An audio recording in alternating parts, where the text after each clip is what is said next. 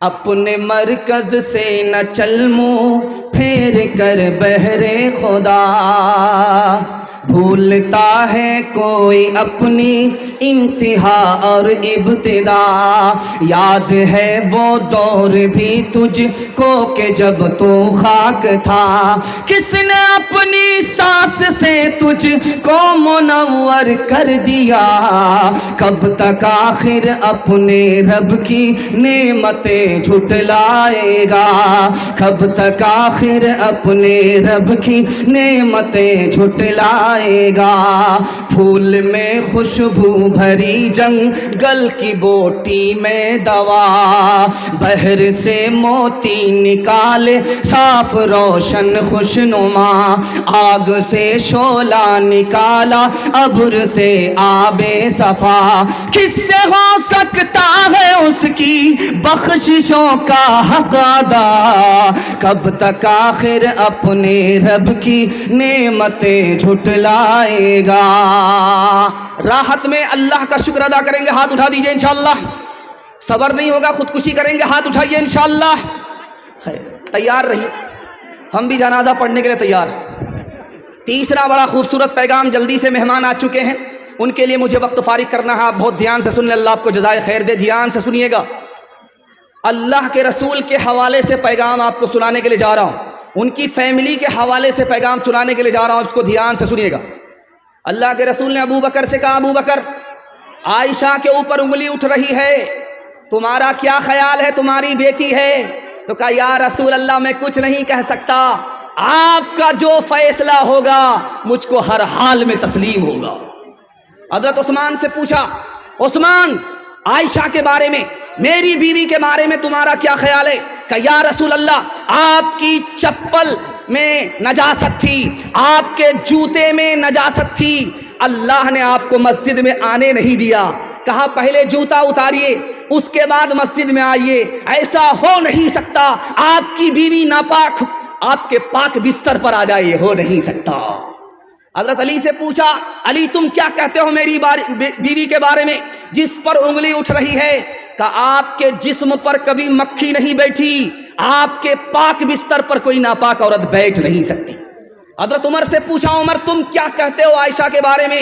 کہ یا رسول اللہ، عائشہ کا نکاح خدا کی مرضی سے ہوا تھا، عائشہ کا نکاح آپ نے اپنی مرضی سے نہیں کیا تھا، اگر عائشہ غلط عورت ہوتی تو خدا خود عائشہ کو آپ کے گھر سے نکال دیتا ہو۔ اللہ کے رسول نے فرمایا کہ عمر کے جملے سے مجھے اطمینان ہو گیا۔ ماں کی عمر بیٹی کی عمر برابر ہے۔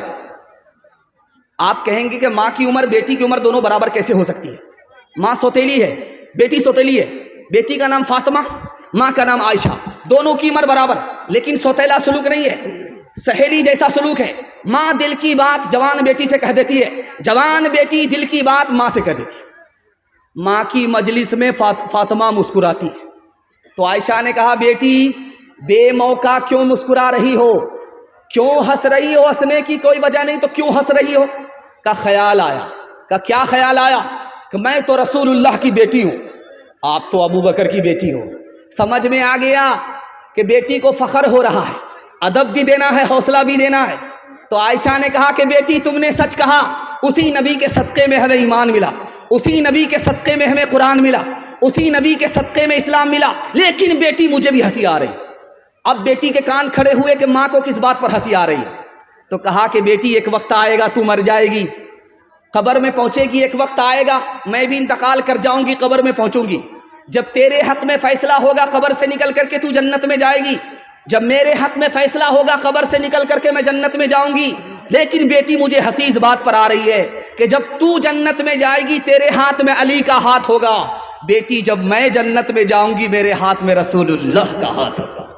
اللہ اللہ کتنا اونچا عائشہ کا ہے مقام، اللہ اللہ کتنا اونچا عائشہ کا ہے مقام، اللہ اللہ کتنا اونچا عائشہ کا ہے مقام، اللہ اللہ کتنا اونچا عائشہ کا ہے مقام، حشر تک انہی کے گھر پہ ہے محمد کا قیام، حشر تک انہی کے گھر پہ ہے محمد کا قیام۔ قرآن کے حوالے سے 3 منٹ کا پیغام سننے کے لیے تیار ہیں؟ جوش کے ساتھ ہاتھ اٹھا دیجئے انشاءاللہ۔ اخبار روز پڑھیں گے، قرآن کبھی کبھی، ہاتھ اٹھا دیجئے انشاءاللہ۔ ہے بیچ بیچ میں آپ کا امتحان ہو رہا ہے، دھیان سے سنیے گا، جلدی سے نکل جائے گا۔ آپ دیکھیں گے مدرسے میں لائٹ چل رہی ہے، بچہ پڑھ رہا ہے، جھوم جھوم کر کے بچے پڑھ رہے ہیں، قرآن پڑھ رہے ہیں، استاذ دیکھ رہے ہیں، نگرانی کر رہے ہیں، لیکن اچانک لائٹ چلی گئی۔ اب ہوتا کیا ہے، استاذ ہاتھ کا پنکھا، تار کا پنکھا لے کر کے بچے کو جھیلتا رہتا ہے، اور بچے جھوم جھوم کر کے پڑھتے رہتے ہیں۔ ان کو جھوم جھوم کر کے قرآن پڑھنے میں مزہ آ رہا، استاذ کو پنکھا جھیلنے میں مزہ آ رہا ہے۔ ایک نواب صاحب آگے، دیکھا، بڑی حیرت ہوئی، 10,000 سونے کے سکے دے دیا استاذ کو انعام میں۔ واہ صاحب، کیا قرآن پڑھ رہے ہو، کیا بچے تمہارے قرآن پڑھ رہے ہیں، یہ 10,000 روپے لے لو۔ وہ کہنے لگا، حضور کون سا کارنامہ کیا تھا، اتنا بڑا پیسہ آپ نے دے دیا؟ کہ نکل جاؤ میرے مدرسے سے، تم 1 نمبر کے دنیا دار نظر آ رہے ہو، قرآن کے مقابلے میں تم 10,000 کو بہت بڑی دولت سمجھتے ہو، قرآن کے مقابلے میں دنیا کی ساری دولت کچھ بھی نہیں۔ ایک جوان کی شادی ہو گئی، 1 سال بال بچہ نہیں، جوان کی شادی ہو گئی، 2 سال بال بچے نہیں۔ اب لوگ کہتے رہے کیسا جوان ہے، شادی ہو گئی، کیلنڈر چھپ ہی نہیں رہا ہے۔ اب بیچارہ منہ چھپا کر کے چل رہا ہے کہ جواب کیسے دے۔ خدا سے کہتا، میرے پروردگار بیٹا مت دو، ایک بیٹی دے دو، وعدہ کرتا ہوں جب اس کی شادی ہوگی تو دنیا کی ساری دولت دے کر کے بیٹی کو رخصت کروں گا۔ اللہ نے سن لیا، اس کو بیٹی مل گئی، لیکن جب بیٹی جوان ہوئی تو پھوٹی کوڑی جیب میں نہیں ہے۔ اب وہ شرمندہ ہوا، امام شافعی رحمۃ اللہ علیہ کے پاس آیا، کہا حضور غضب ہو گیا، اللہ سے وعدہ کیا تھا دنیا کی ہر دولت دے کر کے بیٹی کو رخصت کروں گا، جیب میں پھوٹی کوڑی نہیں ہے۔ کرے گھبرانے کی کوئی بات نہیں، دنیا کی سب سے بڑی دولت تمہارے پاس موجود ہے۔ بیٹی جب زندہ رہے شادی سے پہلے اس کو قرآن کی تعلیم دو، جب بیٹی رخصت ہونے لگے تو قرآن کا ایک نسخہ اس کے ساتھ رخصت کر دو۔ دنیا کے مقابلے میں قرآن سے بڑھ کر کے کوئی دولت نہیں ہو سکتی۔ ایک آخری مثال ہے، پیغام کو ختم کر رہا ہوں۔ آپ اگر چاہتے ہیں کہ آپ کا بچہ ایک ہی وقت میں ماسٹر بنے اور حافظ قرآن بنے، راستہ میں بتا رہا ہوں۔ 5 سال اپنے بچے کو آپ مدرسے میں اسکول میں پڑھائیے۔ 5 سال جب اسکول میں پڑھ لے، اس کو اسکول سے نکال کر کے 3 سال کے لیے مدرسے میں داخل کر دیجیے۔ 3 سال میں آپ کا بچہ حافظ قرآن ہو جائے گا۔ اس کا دماغ اتنا تیز ہوگا جیسے پتھر پر چاقو تیز ہوتا ہے۔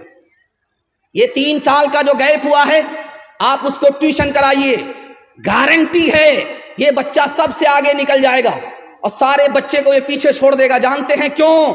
جس کے لیے قرآن آسان، اس کے لیے دنیا کی کوئی کتاب مشکل ہو نہیں سکتی۔ ہاتھ اٹھا کر کے وعدہ کیجئے، قوم کا بچہ مدرسے میں، اپنا بچہ اسکول میں، ہاتھ اٹھائیے انشاءاللہ۔ یہ دیکھیے، ابھی تک آپ بیدار نہیں ہیں۔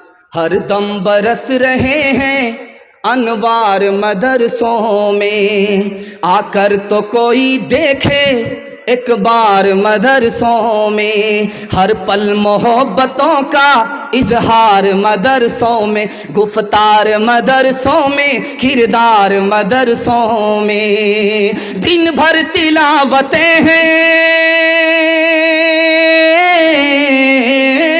دن بھر تلاوتیں ہیں، شب بھر عبادتیں ہیں، ہوتا نہیں کوئی دن اتوار مدرسوں میں، ہوتا نہیں کوئی دن اتوار مدرسوں میں۔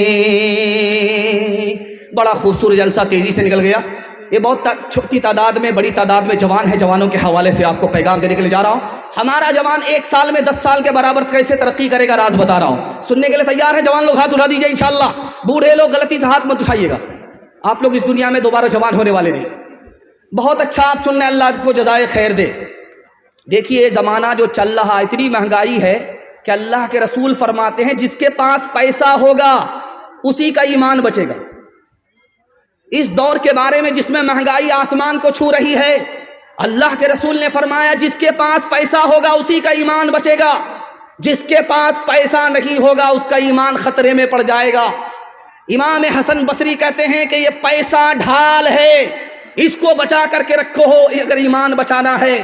کتا خریدنے میں پیسہ برباد مت کرو، شادی میں پیسہ برباد مت کرو، ورنہ کمر ٹوٹ جائے گی، سیدھے کھڑے نہیں رہ پاؤ گے، قدم قدم پر تمہاری ذلت کی منہ کی کھانی پڑے گی۔